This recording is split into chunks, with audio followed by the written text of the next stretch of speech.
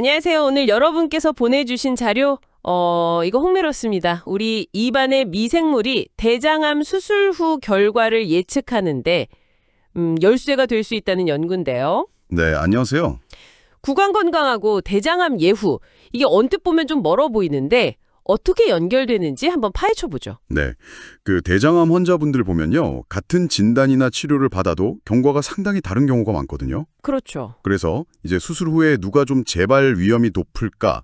이걸 미리 알 수 있다면 정말 큰 도움이 되겠죠. 맞아요. 이 연구는 바로 그 예측 방법을 좀 뜻밖이지만 침속 세균에서 찾으려고 했습니다. 이전에도 특정 구강 세균이 배장암 발생 자체에 영향을 줄 수 있다는 얘기는 좀 있었잖아요. 뭐 예를 들면 잇몸병 관련 균이라든지. 네, 맞아요. 뭐 포르피로모나스 진지발리스 같은 균들이 언급됐었죠. 근데 이번 연구는 암 발생이 아니라 이미 진단받은 환자의 수술 후 경과 예측, 여기에 딱 초점을 맞췄다는 게 좀 흥미로운데요? 네, 그렇습니다.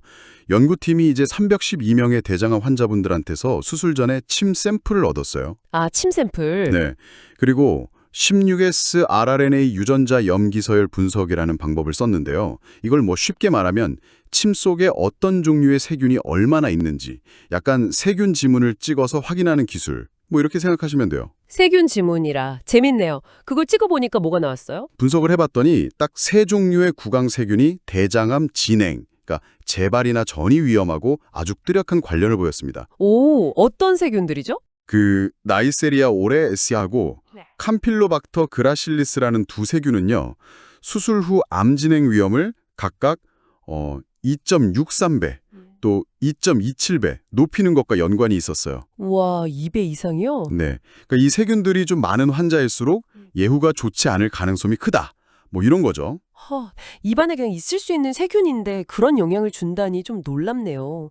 혹시 반대로 좋은 영향을 주는 세균도 있었나요? 네, 있었어요. 그 트레포네마 미디움이라는 세균인데요. 이건 오히려 암 진행 위험을 0.41배, 그러니까 거의 한 60% 가까이 낮추는 그런 보호 효과랑 관련이 있었습니다. 위험을 높이는 균이랑 낮추는 균. 그럼 연구진은 이 정보를 그냥 놔두지 않았을 것 같은데요? 그렇죠. 이 세 가지 세균 정보를 다 합쳐서 미생물 위험 점수, MRS, 마이크로비알 리스크 스코어라는 걸 만들었어요. 네. 그래서 이 점수를 기준으로 환자들을 저위험, 중간위험, 고위험 그룹 이렇게 나눴더니 실제로 수술 후에 암이 진행된 비율에서 아주 뚜렷한 차이가 보인 거죠. 얼마나 차이가 났는데요? 저위험군은 한 10.5% 정도만 암이 진행됐는데 고위험군은 무려 28.2%나 진행됐습니다. 와, 점수만으로도 위험도 차이가 확연하네요. 그러면 기존에 쓰던 예측 방법이랑 비교하면 어때요? 이게 더 나은 건가요? 그게 중요한 포인트인데요. MRS 자체만으로도 예측력이 있긴 했어요. C인덱스라고 예측 정확도 지표가 0.68 정도 나왔는데 네. 기존에 쓰던 임상 정보들 있잖아요. 뭐 종양의 병기라든지 림프절 전이여부 같은 거요. 그걸 이용한 예측 모델에다가 이 MRS 점수를 추가했더니 예측 정확도가 훨씬 높아진 겁니다. 훨씬이요? 네, C인덱스가 0.77까지 올라갔어요. 이게 0.5면 그냥 동전 던지기 수준이고 1이 완벽한 예측이니까 이 정도 상승이면 통계적으로 아주 의미 있는 개선이라고 볼 수 있습니다. 와. 그러니까 침 속 세균 정보만으로도 의미가 있고 기존 정보랑 합치면 예측력이 눈에 띄게 좋아진다. 이 말씀이시네요. 맞습니다. 근데 이게 궁금해요. 그럼 이 세균들이 그냥 같이 발견되는 건지 아니면 진짜로 암 진행에 영향을 미치는 건지 그 메커니즘 같은 게 밝혀졌나요? 좋은 질문이신데요. 아직 뭐 인과관계가 명확하게 딱 밝혀진 건 아니지만 몇 가지 가능성은 제시되고 있어요. 예를 들면요? 예를 들어서 아까 그 위험세균 중에 N 오랄리스는 알코올을 아세트알데히드라는 발암물질로 바꿀 수 있고요. 또 C 그레슬리스 같은 경우는 입에서 장으로 이동해서 염증을 막 일으킬 수도 있거든요.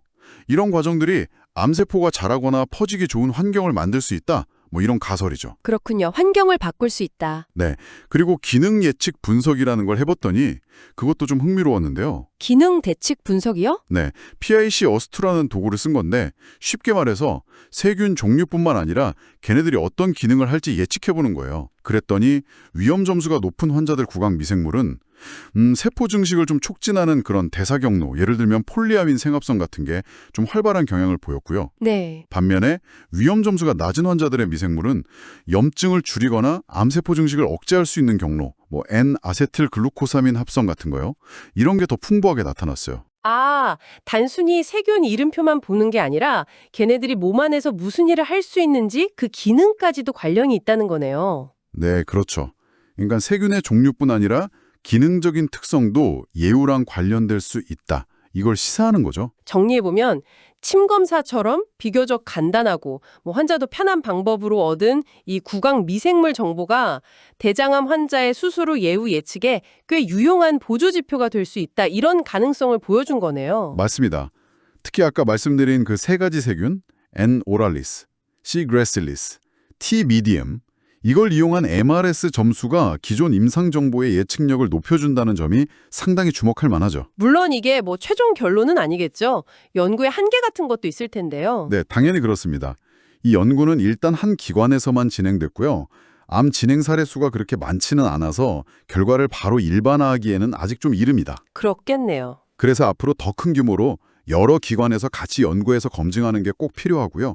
또 말씀하신 대로 세균하고 암 진행 사이의 정확한 기전, 이것도 더 깊이 연구해야 할 과제입니다. 하지만 이 입안의 작은 세상, 이 미생물들이 우리 몸 전체 건강 상태, 심지어 암의 경과까지 비추는 거울이 될 수 있다는 생각은 이거 정말 흥미롭습니다. 네, 그렇죠. 앞으로 이 구강 미생물을 통해서 또 어떤 건강상의 비밀을 엿볼 수 있을지, 어쩌면 여러분 미래에는 정기적으로 구강 미생물 검사를 하는 게 개인 맞춤형 건강 관리에 되게 중요한 부분이 될 수도 있지 않을까? 이런 상상도 해보게 되네요.